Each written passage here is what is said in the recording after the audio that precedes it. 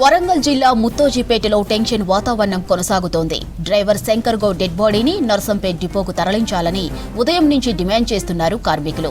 ఇదే టైంలో బండి సంజయ్ ముత్తోజిపేటకు రావడంతో విషయాన్ని ఆయనకు చెప్పారు కార్మికులు.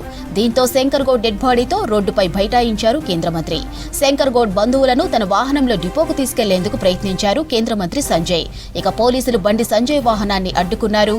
అటు కార్మికులు ఇటు బండి సంజయ్తో వరంగల్ సిపి సర్ది చెప్పే ప్రయత్నం చేస్తున్నారు. దీంతో రోడ్డుకు అటు ఇటు 4 కిలోమీటర్ల మేర వాహనాలు నిలిచిపోయాయి. ఆత్మాభిమానం ఆత్మగౌరవం పెరిగినప్పుడు మాకెందుకు ఆర్టీసీలు ఇంత పని చేస్తుంది కదా, దేశంలోనే అందరికంటే ఎక్కువ పని చేసింది ఎవరంటే ఆర్టీసీ ఉద్యోగులు. అది కూడా నీతిగా నిజాయితీగా ఒక 5 నిమిషాలు రెస్ట్ లేకుండా ఇంత పని చేస్తున్నప్పుడు మరి ఇది ప్రభుత్వంలో విలీనం చేస్తే ప్రభుత్వానికే మంచి పేరు వస్తుంది. అది ఆలోచన చేయాల్సిన అవసరం ఉంది వాస్తవంగా. అందుకని మేము ప్రభుత్వాన్ని రిక్వెస్ట్ చేస్తున్నాం. మేము అందుకే రవాణా శాఖ మంత్రి గారికి చాలాసార్లు కూడా చెప్పడం జరిగింది.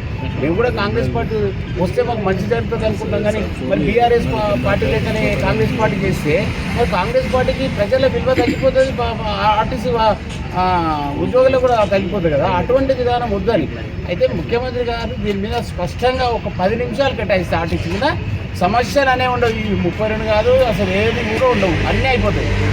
లక్షల కోట్ల రూపాయలతోటి 6 గ్యారంటీ పథకాలు అమలు చేస్తూ ఉన్నారు, అన్ని రకాలు చేస్తున్నారు, వాళ్ళకి ఇచ్చిన హామీలు నెరవేరుస్తున్నారు. మరి మేము కూడా ప్రజల్లో భాగం కదా, మాకు కూడా మరి ప్రభుత్వం ఇచ్చిన హామీలు నిలబెట్టుకుంటే మాకు చాలా సంతోషం ఉంటుంది కదా.